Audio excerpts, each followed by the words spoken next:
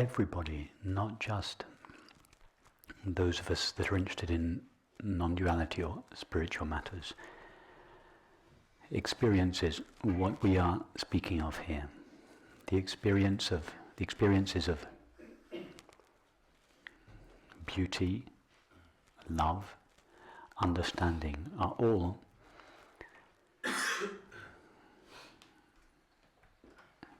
moments when the sense of separation collapses or dies in its source, and our true nature tastes itself or recognizes itself.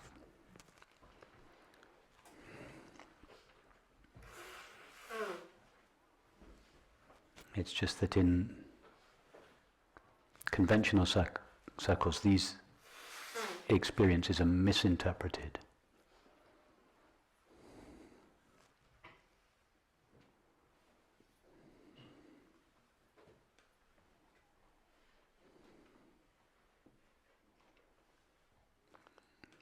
It took me a long time, many years, to realize that my love of beauty was the same as my love of truth. In fact, it wasn't until after I met my teacher, or when I met my teacher, that I realized it was the same love. Until that moment, there had always been a conflict between my love of truth, which I was studying and practicing in the school of Advaita Vedanta that I used to belong to, and my love of beauty, which I was studying and practicing in my studio. And they were like two parallel tracks that I was on. I had this deep intuition that they were the same track, really. But particularly in the classical Advaita tradition, which at least sometimes represents the body and the world as a dangerous place of potential distraction, I felt a little apologetic about my love of beauty.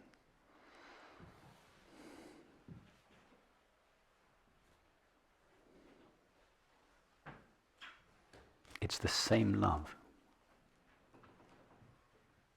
As John Keats said, truth is beauty, beauty is truth. That is all we know and all we need to know. Truth, the essential nature of thought. Beauty, the essential nature of perception, these two channels of the mind. Truth, the essential nature of thought. Beauty, the essential nature of perception. They're the same.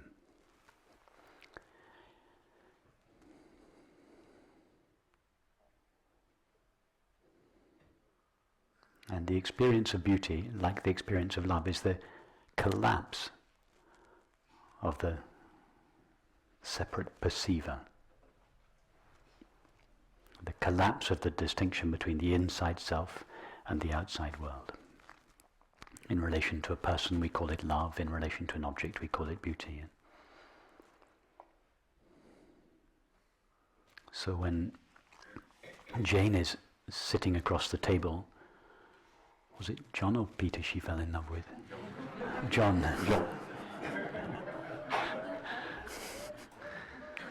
When Jane was sitting across the table and feeling those first stirrings of attraction towards John, she was really being called by her true nature.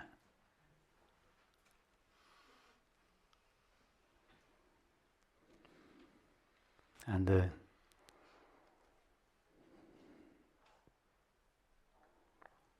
the first impulse she feels, the first feeling of sexual attraction towards him, is not the desire for a series of pleasurable sensations.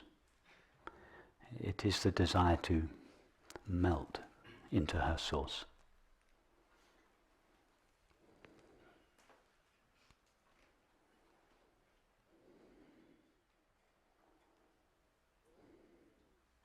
In fact, the impulse behind all desire for sexual intimacy is ultimately this impulse to dissolve as a separate self.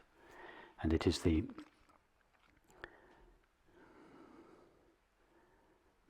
feeling of merging with another physically, the feeling of losing oneself in another physically is like for many people it is a kind of doorway to this dissolution of the sense of separation.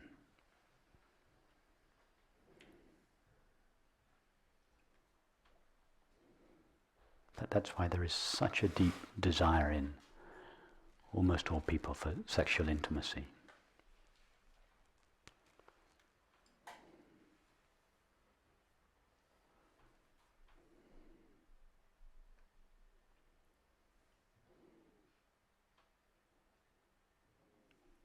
It's not a coincidence that in French the word for orgasm is it le or la? Le petit mort, is it? Le petit mort. La petit mort, the little death. It's a little death of the ego. That is the impulse behind the desire for sexual intimacy. It's not just a temporary pleasant sensation or series of sensations. It is really to be relieved of the sense of limitation, the sense of separateness, to melt, to dissolve.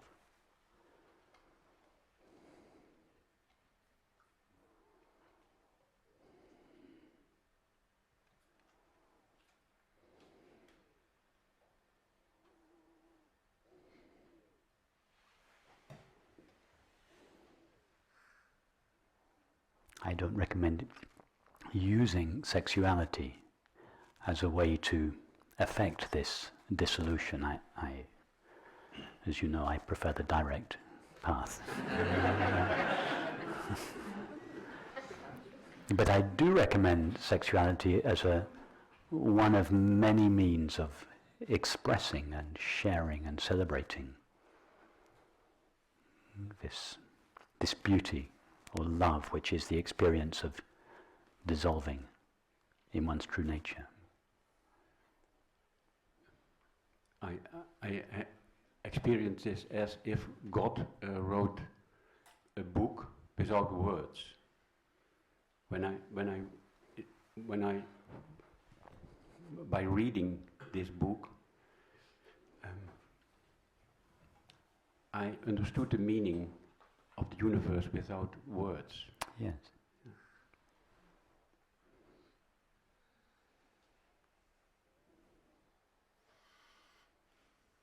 Yes, there are three channels to the meaning or the heart of the universe, and they correspond to the three realms of experience: thought, feeling, and perception. So through thought, we explore the meaning of the universe with words. But feeling is a channel.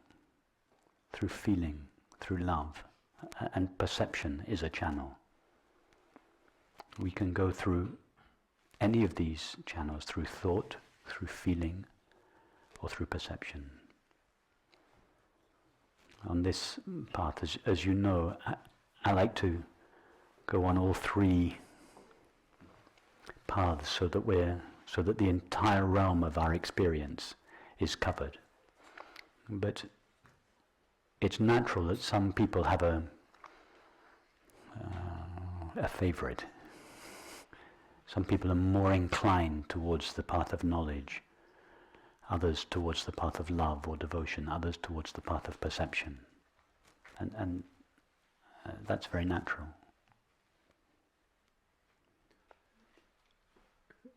About beauty, what I experienced is that you said the love is not in the beauty is not in the object. Yes. And there is a way I understand it also deeply. But I would prefer to say that beauty is in the object, but the limited mind realizes that it is not the subject.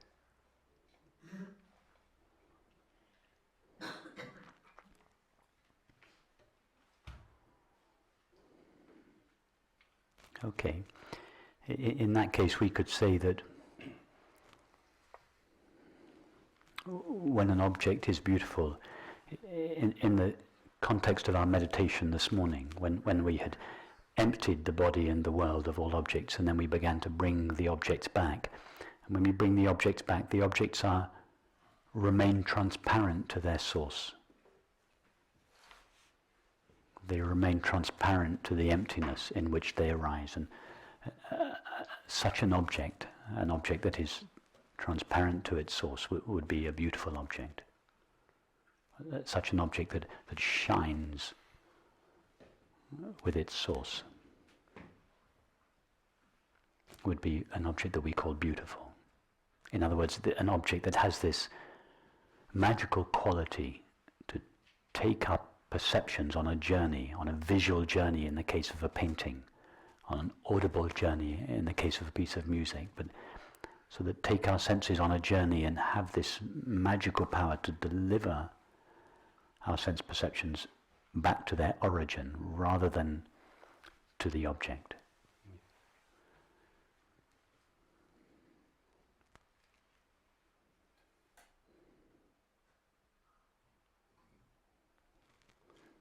My last question would be about, I know it's very delicate, but about, could you say something about the fact that most people react furious, or about the fact that sexuality is going on? I mean, they have it with their partners, of course, but with children, adult children, or friends, or we have strong meanings about who is doing what with whom, and people really, also very nice people and wise people, get some little bit fierce about this item. Could you say some words about it? I mean, I understand it's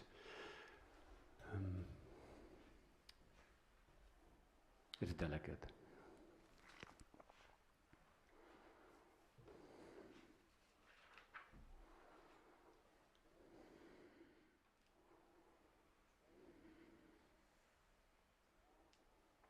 Yes, there is a very strong conditioning or taboo in conventional circles in Eastern and Western traditions against sexual intimacy.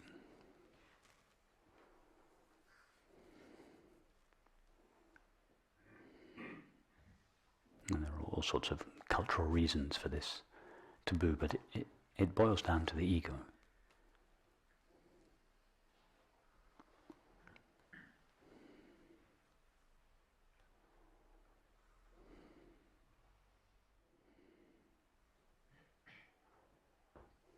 I would encourage people to be very free sexually.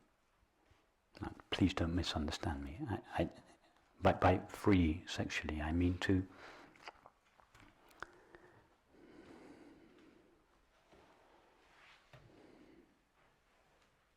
live one's sexuality how it feels right for each person. Now, for many people, for most of us, it is in a monogamous relationship, or at least serial monogamy is the most common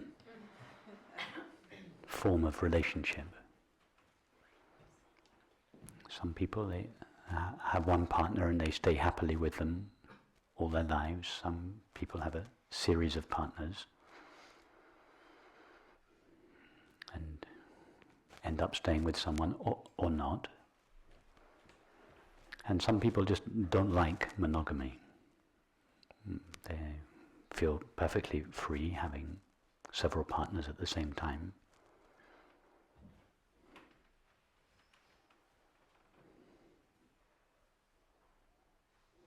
I don't see anything wrong with any of those possibilities. If one is open and honest,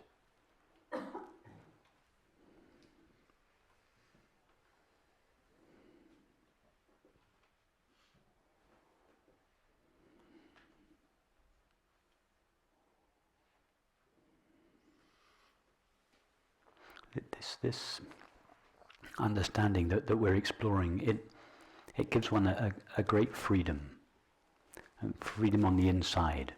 Now, that doesn't mean to say that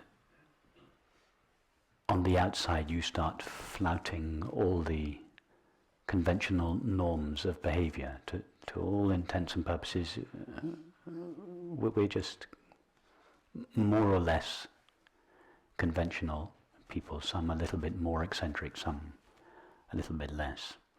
But nevertheless, on the inside, there is a great freedom.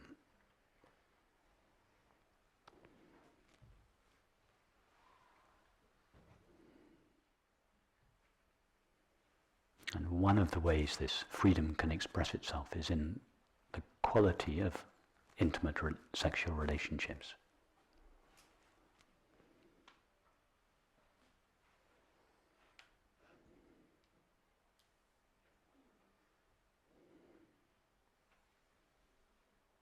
So many of these conventional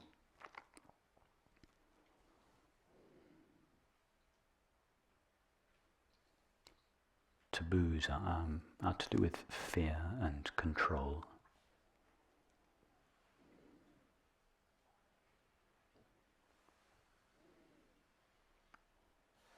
As the ego diminishes in us, our lives are ruled less and less by fear and control and jealousy, and our relationships become more open, more intimate, more loving, more humorous.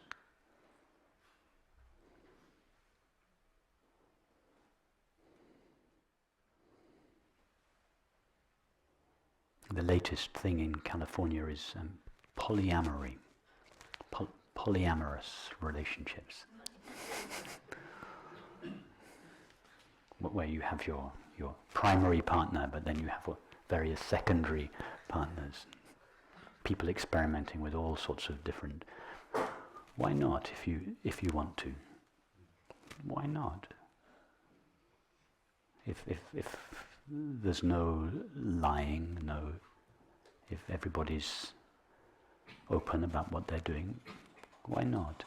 If people want to, what's wrong with it? Nothing. No, I know you don't think there's anything. I wasn't addressing that to you, obviously. But then some people don't want to explore in that way. That is not someone's reluctance to explore in that way is not an expression of the ego necessarily. It could be just in this particular couple, they're just happy the way they are. It's not what they're interested in doing. They want to explore together. They don't want to explore with other people. So they should be completely free to do so. If other people are being hurt, or manipulated, or used, that is a totally different matter. I'm obviously not speaking of that.